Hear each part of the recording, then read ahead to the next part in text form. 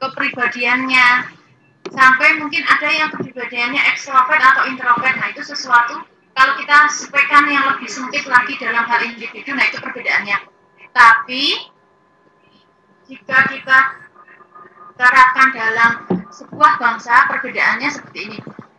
Kalau di Indonesia itu dari Sabang sampai Merauke, ini saya pernah ikut seminarnya Profesor Budiman, salah satu guru besar kewarganegaraan di Universitas Indonesia. Dia mengatakan yang namanya identitas nasional sebuah bangsa Indonesia itu di luar negeri itu sangat dikagum-kagumi karena budayanya yang banyak sekali. Dari Sabang sampai Merauke itu banyak sekali budayanya. Dari segi pakaiannya, adatnya, dia punya identitas yang unik. Ini menurut orang luar negeri saja melihat Indonesia itu dari budayanya itu sangat bangga. Identitas nasionalnya, manifestasi nilai-nilai budayanya itu sangat tumbuh dan berkembang pesat dalam Indonesia. Jadi dari bahkan sampai bahasanya pun itu setiap daerah di Indonesia itu punya bahasa daerah. Ini pandangan luar negeri terhadap identitas nasional kan seperti itu. Nah, bagaimana caranya kita istilahnya tetap melestarikan identitas nasional kita, baik dari segi budaya dan lain-lain. Banyak caranya. Agar beberapa budaya kita tidak diklaim oleh luar negeri, kan caranya kita harus mendaftarkan ke UNESCO salah satunya. Kemudian yang kedua, setiap ini juga jadi PR Menteri Dalam Negeri dan Luar Negeri ini. Kalau misalkan ada mahasiswa kita yang mungkin dikirim ke luar negeri untuk belajar di sana, ketika ada pertunjukan ya tampilkanlah sesuatu itu yang menggunakan ciri khas Indonesia. Jadi Indonesia itu sudah punya ciri khas, misalnya menggunakan tari tortor, pakaian adat dan lain-lain, itu kan sebagai upaya untuk melestarikan. Bahkan dalam kurikulum pendidikan di tingkat SD, SMP, SMA pun sampai kalian ke bangku kuliah itu kan ada yang namanya muatan lokal. Dan sampai sekarang itu kan di dinas-dinas pun itu kan sudah melestarikan seperti mungkin pakaian-pakaian menggunakan batik dan lain-lain, kan itu sebagian dari kita melestarikan budaya, dan itu ciri khas bangsa Indonesia, identitas bangsa Indonesia yang tidak bisa harus kita jaga gitu. Jangan sampai kita luntur, mungkin karena perpaduan dari budaya luar, terjadi asimilasi atau akulturasi, itu hal yang biasa, kemudian menimbulkan difusi budaya. Nah, itu yang harus kita hindari sehingga tidak terjadi difusi budaya, pergeseran nilai-nilai budaya kita. Kalau anak sekarang kan mungkin yang digandrungi dia akan ikut, kan seperti itu. Kemudian saya lanjut ke identitas sendiri. Ini dalam bukunya Udayana, Iputu Ari Astawa. Identitas sendiri memiliki arti sebagai ciri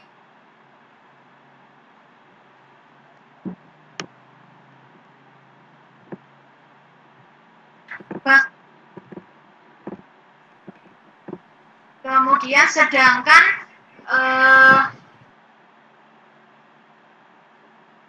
memiliki arti suatu paham yang berpendapat bahwa kesetiaan tertinggi individu harus diserahkan kepada negara kebangsaan. Identitas nasional adalah kepribadian nasional atau jati diri nasional yang dimiliki suatu bangsa yang membedakan bangsa satu dengan bangsa lainnya. Jadi apa identitas yang membedakan bangsa satu dengan bangsa lainnya? Hampir sama ya dari bukunya itu juga. Sebenarnya saya jadi ingat beberapa kali saya baca buku tentang identitas nasional, ada beberapa yang berpendapat bahwa identitas nasional itu dicirikan yang memiliki suatu bangsa secara filosofis yang membedakan bangsa itu dengan bangsa lainnya. Kemudian di beberapa teori ada yang menyebutkan identitas nasional bisa disebut sebagai pandangan kepribadian suatu bangsa. Jadi dulu teorinya ini sebenarnya muncul kenapa bisa disebut kepribadian suatu bangsa. Jadi identitas nasional itu bisa dikatakan kepribadian bangsa Indonesia dengan bangsa lain itu memiliki hal yang berbeda. Nah, teori ini muncul sebenarnya dulu awal-awal itu pada pakar psikologi. Karena manusia ini, dalam teorinya ini, manusia ini sebagai individu itu sulit dipahami manakala ia lepas dari manusia lainnya. Nah, dan manusia ini dalam melakukan interaksi dengan individu lainnya senantiasa memiliki suatu sifat, kebiasaan, tingkah laku, dan karakter yang khas yang membedakan manusia dengan manusia lainnya. Jadi, yang diharapkan kan mungkin kalau kamu tinggal di Yogyakarta, bangsa lain mungkin berkunjung ke daerah istimewa Yogyakarta atau ke Bali. Jika ke Yogyakarta mungkin adat istiadatnya, kepribadian bangsa Indonesia itu sudah berbeda dengan di luar negeri sana tempat asalnya turis-turis itu. Kalau di kita mungkin bertemu orang masih tegur sapa, dari segi seperti itunya. Kemudian speknya banyak sekali, nanti akan kita lihat tentang faktor-faktornya ya. Jadi saya langsung loncat. Nah, jadi di sini ada dua faktor penting dalam pembentukan identitas nasional. Yang pertama itu faktor primordial dan faktor kondisional. Oke, faktor primordial ini sebenarnya adalah faktor dengan kata lain faktor objektif ya. Artinya apa? Faktor yang membentuk identitas nasional itu faktor bawaan yang sifatnya alamiah yang melekat pada bangsa Indonesia, misalnya dilihat dari geografisnya, ekologinya, demografinya. Nah, itu faktor primordial, itu faktor yang melekat dalam dirinya. Dilihat dari segi yang tadi saya sebutkan, geografinya, baik ekologinya atau demografinya.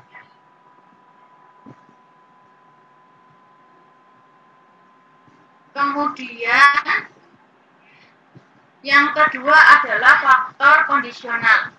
Faktor kondisional di sini sering kita sebut dengan subjektif, faktor subjektif, di mana keadaan yang mempengaruhi terbentuknya identitas nasional itu meliputi seperti faktor histori, sosial, politik, dan budaya yang dimiliki bangsa Indonesia.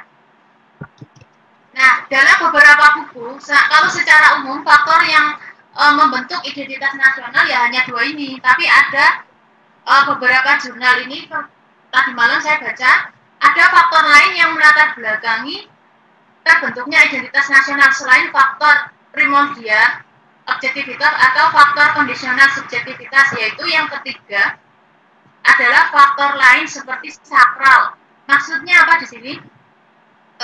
Dari jurnal yang saya baca, yang saya tangkap, yang dimaksud faktor sakral itu lebih kepada faktor kesamaan. Artinya antara agama dan ideologi itu menyatu membentuk bangsa dan negara. Kemudian faktor sakral ini menyumbang terbentuknya satu nasionalisme baru. Misalnya dalam antara agama dan ideologi itu membentuk bangsa dan negara, itu biasanya negara itu diikat oleh kesamaan ideologi, misalnya seperti Pancasila. Nah, tokoh-tokoh kepemimpinan, para tokoh yang disegani atau yang dihormati dalam misalkan oleh sebuah masyarakat dan dapat menjadikan faktor bangsa dan negara itu menyatu. Contohnya, kalau di Indonesia mungkin ada tokoh yang sangat disegani karena mungkin dari faktor ideologinya bagus, kemudian agamanya juga menyatu, kemudian tokoh ini sangat bisa disegani dan dihormati. Mungkin ketika zaman kemerdekaan itu di Indonesia ada yang namanya Pak Soekarno. Kemudian kalau mungkin di Yugoslavia sana ada yang namanya Pak Tito. Kemudian kalau di India itu ada yang namanya Mahatma Gandhi. Kita kenal itu. Kemudian kalau di Afrika sana ada, mungkin kalian sering dengar Nelson Mandela. Oke, kita lanjut ke setelah faktor ada yang namanya Pancasila sebagai kepribadian dan identitas nasional. Maksudnya apa? Negara Indonesia memiliki sifat-sifat yang sesuai dengan Pancasila. Jadi kalau kita lihat dari sila pertama, itu ketuhanan. Jadi sifat-sifat keadaan negara yang sesuai dengan hakikat Tuhan, yaitu kesesuaian dalam arti sebab akibat merupakan suatu nilai-nilai agama. Jadi kenapa Pancasila itu sebagai kepribadian dan identitas nasional? Kita lihat dari sila pertama itu, Indonesia mencerminkan sifat-sifat keadaan negara yang sesuai dengan hakikat Tuhan. Jadi di Indonesia ini kan diberlakukan masyarakatnya memiliki agama, mempercayai adanya Tuhan. Kemudian yang kedua, kemanusiaan adalah sifat-sifat keadaan negara yang sesuai dengan hakikat manusia. Jadi Pancasila itu sebenarnya sangat menggambarkan kepribadian dan identitas bangsa Indonesia, identitas nasional bangsa Indonesia. Dari segi sila kedua itu kemanusiaan. Jadi kemanusiaan yang beradab, saling tolong-menolong, nah ini kan ciri khas bangsa Indonesia. Kemudian persatuan dari sifat-sifat dan keadaan negara yang sesuai dengan hakikat satu, yang artinya menjadi suatu rakyat, daerah, dan keadaan negara Indonesia sehingga terwujudnya satu kesatuan. Kemudian kerakyatan, keadaan negara sesuai dengan hakikat rakyat. Yang kelima, keadilan, sifat-sifat dan keadaan negara yang sesuai dengan hakikat adil. Kemudian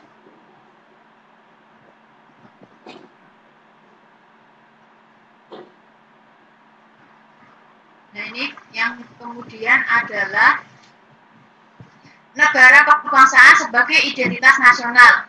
Hal itu dibuktikan di dalam sejarah kelahiran paham bangsa nasionalisme di Indonesia yang berawal dari berbagai pergerakan yang berwawasan parokial. Artinya apa?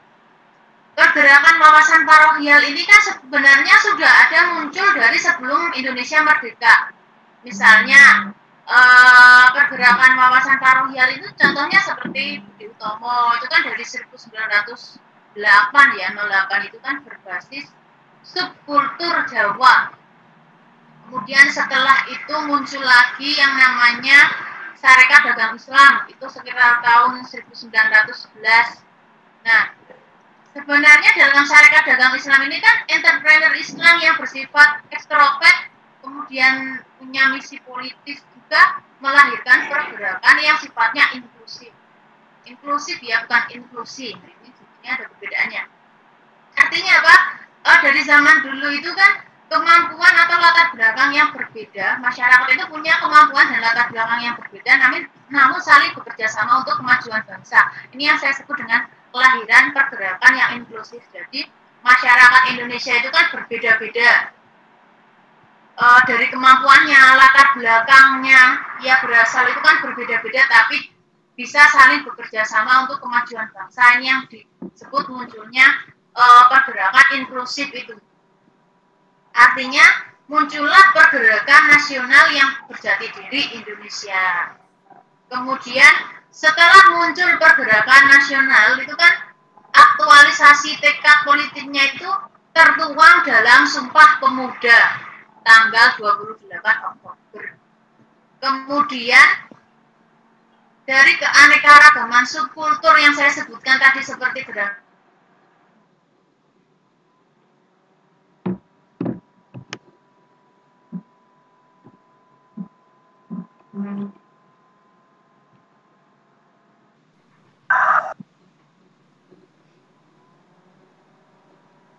ini kata terkhusus ya.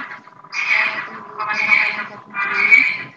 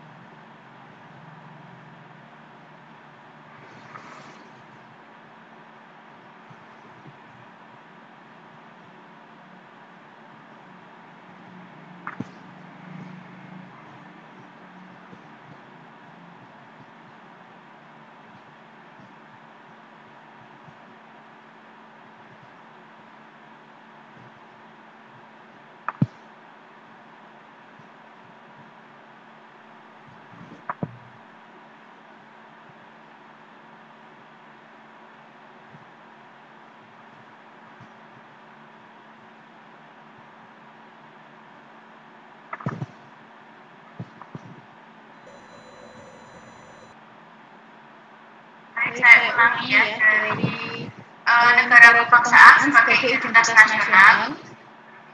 Di sini tadi hal itu bisa dibuktikan dalam sejarah kelahiran bangsa Indonesia atau paham nasionalisme ya di Indonesia yang berawal dari berbagai pergerakan yang berwawasan parokial. Artinya apa? Tadi pergerakan wawasan parokial yang saya sebutkan itu kan contohnya itu kan seperti Budi Utomo. Budi Utomo itu muncul sekitar tahun 1908. Itu kan berbasisnya subkultur Jawa. Artinya dari sejak sebelum merdeka itu kan sudah muncul beberapa gerakan wawasan parokial. Kemudian setelah Budi Utomo itu muncul lagi Sarekat Dagang Islam yang saya sebutkan tadi sekitar tahun 1911.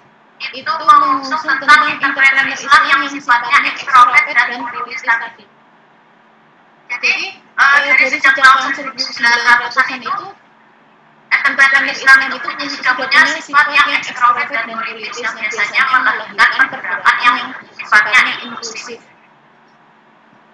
Artinya apa? Pergerakan yang sifatnya inklusif itu kan pergerakan di mana para entrepreneur Islam ini mempunyai kemampuan dan latar belakang yang berbeda, asal yang berbeda, namun dia bisa bekerja sama untuk kemajuan bangsa ketika itu. Artinya apa?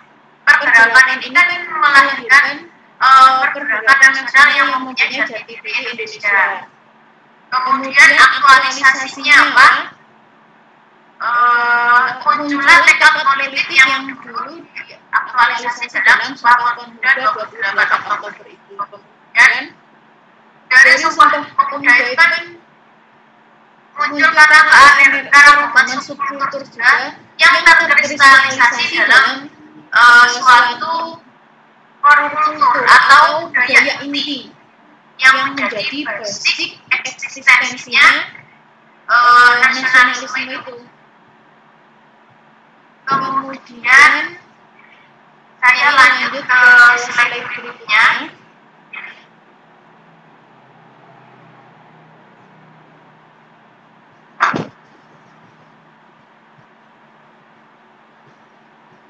Masih ada yang bergabung ya. Identitas nasional terkandung dalam Undang-Undang Dasar 1945. Kenapa saya tulis hanya Nusantara? Ini saya contohkan dalam Undang-Undang Dasar 1945. Itu kan sebenarnya identitas nasional ini banyak sekali terkandung dalam UUD 45. Tapi saya contohkan misalnya Nusantara ini kan dijelaskan kalau tidak salah dalam pasal 25A ya. Itu yang artinya bahwa negara Kesatuan Republik Indonesia adalah sebuah negara kepulauan yang berciri Nusantara dengan wilayah dan batas-batas dan hak-haknya ditetapkan dengan undang-undang. Jadi saya ambil artinya tentang ciri Nusantara dengan wilayah batas-batas haknya. Terminologi dari kata Nusantara di sini yang terkandung dalam UUD 45. Ini salah satunya sudah mencerminkan identitas nasional. Artinya apa? Nusantara di sini kan secara terminologi merupakan sebuah local wisdom bangsa Indonesia yang pada zaman kerajaan Majapahit itu sudah dikenal, terutama dalam menyebut wilayah kekuasaan teritorialnya. Ketika menyebut wilayah kekuasaan teritorialnya. Dan kemudian kata Nusantara dalam pasal 25A di Undang-Undang Dasar 1945 ini kan juga sebutan lain dari istilah Indonesia, terutama secara yuridis formal ini kan diproklamasikan itu pada tanggal 17 Agustus 1945. Dengan catatan Nusantara di UUD 45 kan seperti itu. Yang kita tahu kalau Nusantara dalam pasal 25A ini kan mempunyai dua suku kata ya, Nusa dan Antara ya. Jadi diambil dari dua suku kata. Kalau Nusa sendiri kan berarti Indonesia ini kan pulau dan pulauan. Kalau Antara sendiri kan artinya itu kan kedudukannya kan selain diapit oleh dua benua, itu itu kan diapit juga oleh dua samudra antara. Jadi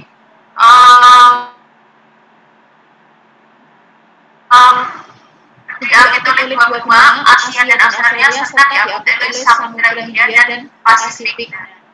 Kemudian Indonesia ini sebagai negara kepulauan ini menempati posisi yang silang juga dunia yang strategis, sehingga memandang pulau-pulau itu merupakan suatu kesatuan yang utuh, sehingga menghubungkan satu pulau dengan pulau lainnya sehingga menjadi suatu kesatuan wilayah NKRI. Eksistensinya dari kata Nusantara yang mencirikan identitas nasional dalam UUD 45. Kemudian saya lanjut lagi ke unsur-unsurnya. Jadi unsur-unsur identitas nasional itu di Indonesia merujuk pada suatu bangsa yang majemuk, dan kemajemukan ini merupakan gabungan dari unsur-unsur pembentuk identitas, yaitu suku bangsa, agama, budaya, dan bahasa.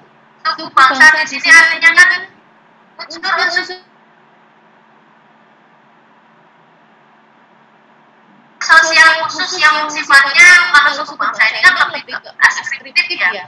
Sudah ada sejak kamu lahir. Jadi artinya apa? Kamu dari sejak lahir itu ya sudah punya sukuan, suku bangsa. Misalnya kamu dari suku Dayak, suku Jawa, kan seperti itu. Jadi sifatnya suku bangsa. Itu juga artinya yang saya sebutkan tadi yang bersifat askriptif itu sudah ada sejak kamu lahir. Di Indonesia ini kan banyak sekali suku bangsa. Ini dari kelompok etnis bahkan lebih dari dialek bahasanya itu kan lebih dari 300 itu lebih. Kemudian yang kedua, unsur-unsur pembentuk identitas nasional itu yang kedua yang namanya agama. Kalau agama di Indonesia ini ada Islam, Kristen, Katolik, Hindu, Buddha. Empat ini ketika Orde Baru.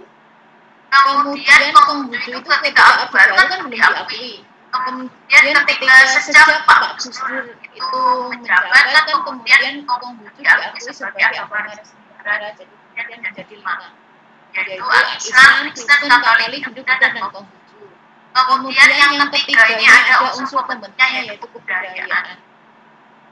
Kebudayaan di sini kan kita tafsirkan dalam unsur-unsur pembentuk identitas nasional ada salah satunya kebudayaan. Artinya kebudayaan ini mempunyai menafsirkan untuk memahami lingkungan yang digunakan dengan rujukan bertindak. Jadi artinya apa? Budaya yang kamu bawa itu kan sebagai rujukan untuk kamu bertindak dimanapun kamu berada kan seperti itu. Untuk memahami juga, misalnya kamu bertemu dengan kebudayaan lain dan kamu memahami menafsirkan kebudayaanmu dan orang lain, kemudian digunakan sebagai rujukan untuk kamu bertindak, untuk kamu memperlakukan seseorang itu seperti apa. Kemudian dari segi bahasa, ini termasuk juga unsur-unsur pembentuk identitas nasional. Bahasa itu kan sebenarnya unsur bunyi ya, atau ucapan manusia.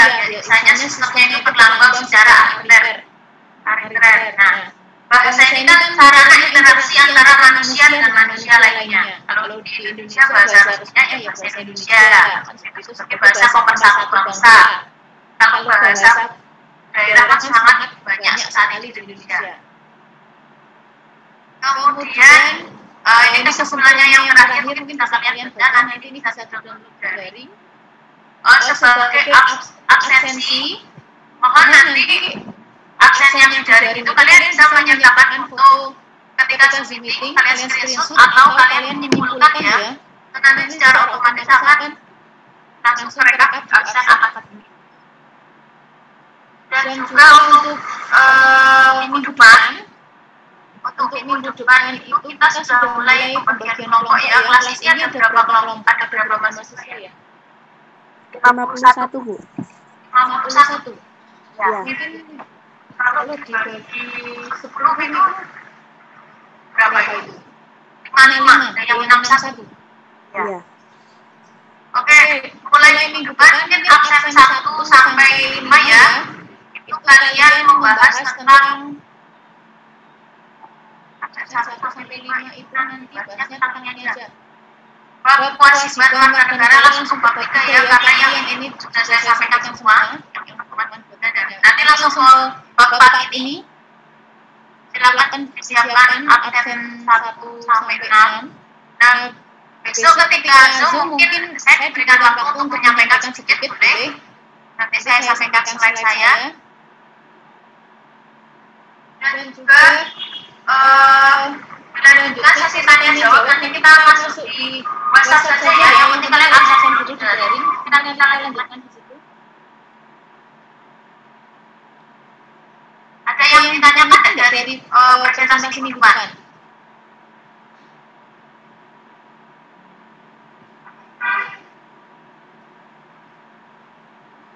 Kalau diam saja berarti tidak ada yang ditanyakan. Paham semua. Bu, berarti ini nanti kita cuma buat PPT. Ya boleh buat PPT, boleh nanti langsung dikasih ini ya rujukannya ya, yang sudah kita sepakati kemarin. Baik, Bu. Terima kasih. Atau kalian mau bikin makalah juga? Atau cukup PPT saja? Cukup PPT saja, Bu. Iya, Bu. Mungkin PPT dulu, Bu. PPT cuma lebih detail ya. Baik, Bu. Cara penjelasannya juga, jadi nanti kawan sudah paham.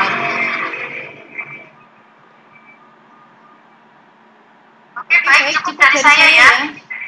Hari ini semoga bermanfaat. Kita baca kalimat teknik sama-sama. Alhamdulillah.